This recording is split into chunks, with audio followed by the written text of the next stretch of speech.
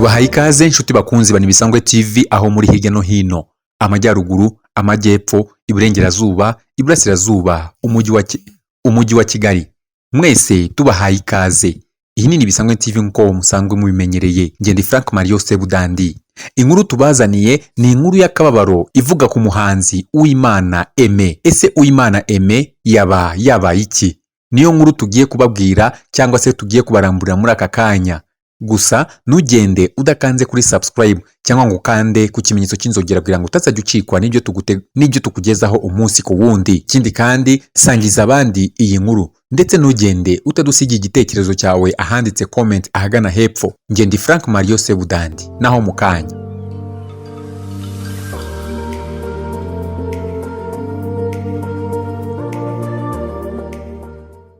Umuhanzi Aime Uwimana ufatwa nk'icyitegererezo ku bahanzi baririmba indirimbo zicurangwa mu nsengero yapfushije nyina. Amakuru acicikana hirya no hino mu itangazamakuru avuga ko umubyeyi wa Aime Uwimana yitabye Imana azize uburwayi yaramaranye igihe. Akaba ari uburwayi bwa kanseri yamufashe umwaka ushize. Yayirwaye nyuma y'indi yari yararwaye mbere. Aime Uwimana yavukiye mu Burundi, igihugu yaje kuvamo yinjira mu Rwanda mu mwaka w'1994. Muri icyo gihe ikibanze kuri we yumvaga arimo kwiga ariko akazakomeza umuziki nyuma. Umuramyi Uwimana avuga ko yatekerezaga amashuri kubera ubuzima, ariko kuririmba no kuramya byari bimurimo imbere gusa atazi neza agaciro kabyo. Uwimana Aime yigeze kuvuga ko yagerageje kujya mu ishuri ariko ntibyamuhira nk'uko yabyifuzaga, ndetse bimuviramo kumera nk'uwahungabanye. Amaze kubona ko kwiga byanze, yiyeguriye muzika. Kugeza ubu ni urugendo rwamuhiriye,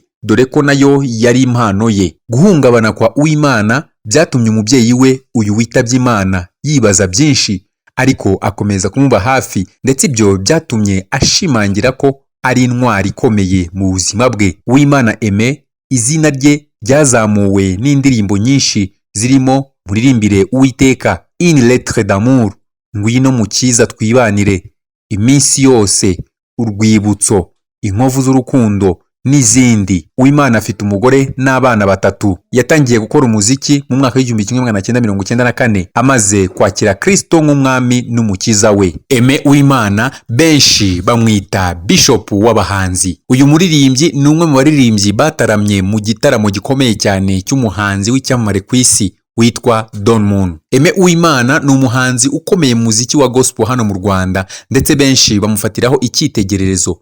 Azwi cyane ku izina rya Bishop yahawe n'abahanzi bagenzi be, aho bamufata nka Bishop wabo. Aime Uwimana yavuze amagambo akomeye nyuma y'igitaramo cya Don Moon. Aime Uwimana ari mu bantu amagana bitabiriye igitaramo MTN Kigali Praise Fest Edition ya mbere cyatumiwemo icyamamare Don Moon. Ni igitaramo cyabereye muri Kigali mu ijoro ryo ku cyumweru tariki ya 10 Gashyantare mwaka 2019.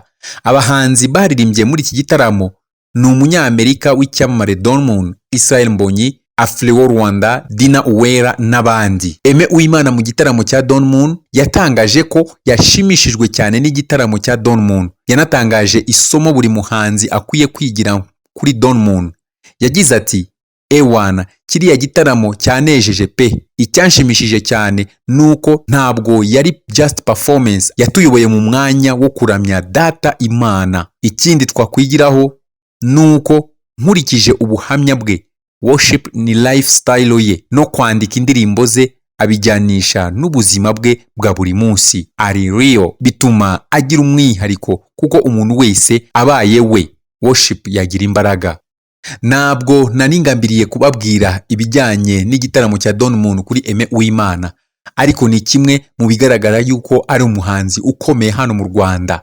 Iki gitaramo gikomeye cyane cyabereye hano muri Kigali. Akiva mu gitaramo, Aime Uwimana yasangije abamukurikira ku mbuga nkoranyambaga ibyishimo yakuye mu gitaramo cya Don Moon. Aime Uwimana yahise asaba Imana ikintu gikomeye mu gihe cyose azaba kiriho Kristo ataraza. Akoresheje Instagram, Aime Uwimana yanditse ati: "Oh tonto Don, sungebakia tu tunafanya overnight.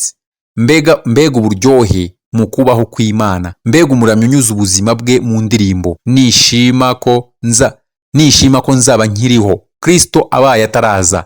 Imvi zanjye nanjye zizaba uruyenzi ndushaho kuyiramya no kuyicurangira. This was a worship experience kabisa. Kuri piano wenyine akanyuzamo na ka semi playback, ariho anointing yo yari live. Hallelujah. Uyu Aime Uwimana rero twagarukagaho cyane, akaba yagize ibyago bikomeye cyane, akaba yapfushije umubyeyi we umubyara. Reka tuvuge ngo Imana imuhiruko ridashira, kandi Aime Uwimana akomeze yihangane. Namwe bakunzi ba Aime Uwimana ndetse n'abakunzi ba gospel mu Rwanda, mukomeze mwihangane. Iyi ni Bisanzwe TV, nge ndi Frank Mario Sebudandi. Naho butaha, Imana ibarinde.